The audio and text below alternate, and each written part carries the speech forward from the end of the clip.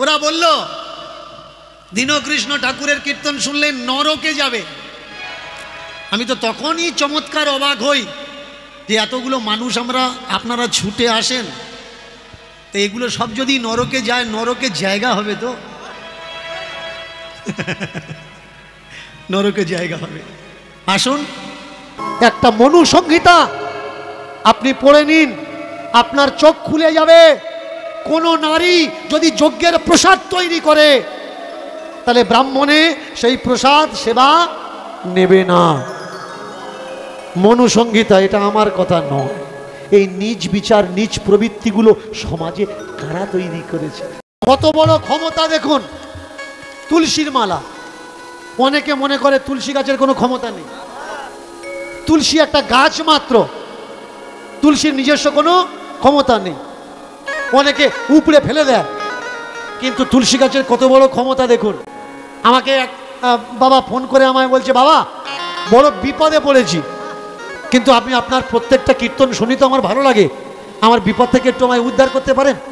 কি হয়েছে না, আপনার কীর্তন শুনি বলে গ্রামের বেশ কিছু মানুষ আমার উপরে রাগ, যে একটা নাস্তিক লোকের কীর্তন শুনে এও নাস্তিক হয়ে যাবে। তাতে অসুবিধে কোথায়? বলে অসুবিধে, আমি অনেক টাকা খরচা করে বাড়ি তৈরি করেছি, কিছু মানুষ রাত্রিরে এসে আমার ঘরের কোনা কোনায় পেশাব করে দিয়ে যায়, জানলার কাছে পেশাব করে, ধরতেও পারি না, এখন কি করব? কোনো উপায় বলে দিন। আমি বললাম এক কাজ কর, সিসিটিভি ক্যামেরা, কোনো লোকজন কিচ্ছু লাগানো লাগবে না, যেখানে যেখানে পেশাব করে ওখানে ওখানে তুলসীর গাছ লাগিয়ে দে, তুলসীর গাছ লাগাবি। কেমন? যদি মানুষ হয় ও আর পেশাব করবে না, যদি কুকুর হয় তাহলে পেশাব অবশ্যই করবে। তুলসীর গাছ লাগানোর পরে কদিন পরে আমায় বললে, বাবা আমি এত করেছি পেশাব বন্ধ করতে পারিনি, কিন্তু আপনার ছোট্ট একটা নুস্খা, তুলসী গাছ লাগানোর পরে পেশাব বন্ধ হয়েছে। আরে বুঝতে পারছো তুলসী কত বড় গুণবর্ধক? কোন হিন্দু মানুষ জেনে শুনে তুলসী গাছের আশেপাশে পেশাব করবে কি? করবে না। যারা যারা মালা নিয়েছে গলায়, তাদের বাড়ি টোটালি চুরি বন্ধ হয়ে গেল। এই খবরটা যারা জানতে পারছে তারাও মালা নিচ্ছে। বলে এখনো চোখ মুখ শুকিয়ে যাচ্ছে, বলে চুরি হওয়ার ভয়ে রাত জেগে জেগে শুকিয়ে যেত। একটা মালা পরে নে, দেখবি তোর বাড়িতে আর চোর ঢুকবে। মালা পরে নিয়েছে বাড়িতে, আর চোর ঢোকা বন্ধ হয়ে গেছে। যত দূর দূর মানুষ এই কথাটা ছড়িয়েছে, আকওয়া জলদি কিন্তু মানুষের ভিতরে ফেলায়। দেখবেন কিছু কিছু কুসংস্কার মানুষের ভিতরে খুব তেজিতে ফেলায়। এই সেদিনকার কথা, সকালবেলা উঠে এক মা দেখি তাড়াতাড়ি করে ধূপ বাতাসা এটা ওটা কিনে বট গাছের গোড়ায় পুজো দিচ্ছে। কি গো, সকালবেলা বট গাছের গোড়ায় পুজো দিচ্ছ? বলে বাবা তুমি শোনোনি কি? বলে শোনো, প্রথম যার ছেলে হয়েছে, মেয়ে পরে হয়েছে, বা মেয়ে নেই, যার প্রথমে একটা ছেলে, তাদের আজকে সকালবেলা বট গাছের গোড়ায় পুজো দিতে হবে, তাহলে ছেলে বাঁচবে না। ও শুনেছে, শুধু ও সর্বনাশ করেনি, ও আরো গ্রামে অনেক মানুষের সর্বনাশ করে। যার একটা করে ছেলে, সে সকালবেলা উঠে চান করে উঠে বট গাছে পুজো দাও। এই আকওয়া, এই বদ সংবাদ কিন্তু তাড়াতাড়ি মানুষের ভিতরে ফেলায়, চতুর্দিকে ছড়িয়ে গেল। মালা থাকলে, তিলক থাকলে তাদের বাড়ি চুরি হবে না। আর সাথে বলে সত্যি, যত দূর চুরি করতে যায় গিয়ে প্রত্যেকের দেখে গলায় মালা আর মাথায় তিলক। আর দিনের বেলায় যারা প্রকৃত মালা তিলকধারী নয়, মানে মন থেকে নেয়নি, হরিপালকে দেখতে পাওয়ার পরে মালা বের করে দেয়, দিয়ে এইভাবে হাত রেখে জিজ্ঞেস করে, হরিপাল কোথায় যাচ্ছিস? মানে তুই আমার মালাটা দেখ, আর আমার বাড়িতে যেন ঢুকিস না। হরিপাল বললে, বুঝে গেছি ভাই, জিজ্ঞেস করাটা মেন নয়, মালাটা মেন।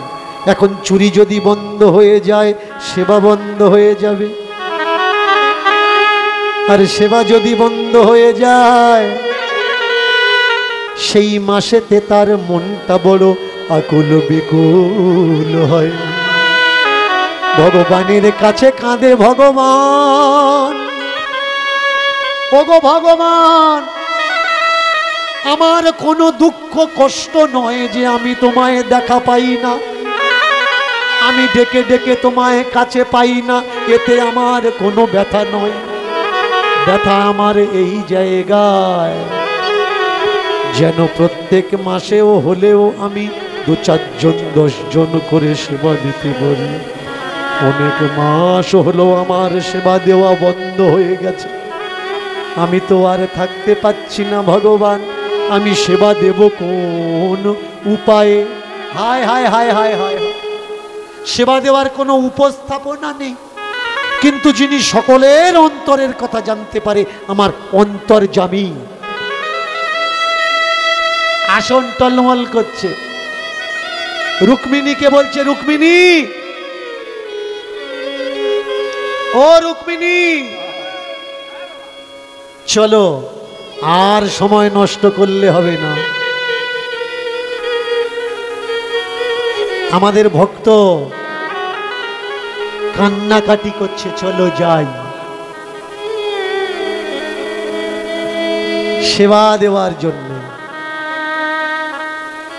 নিজের জন্য না। ভগবান আজকে রূপ পরিবর্তন করেছে।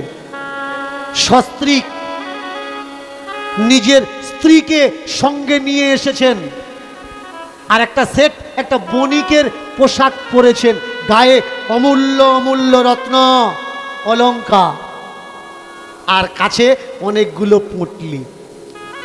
বিকাল বেলায় হরিপালের বাড়ির সম্মুখে এসে ডাকছে, হরিপাল, ও হরিপাল, বাড়িতে আছো?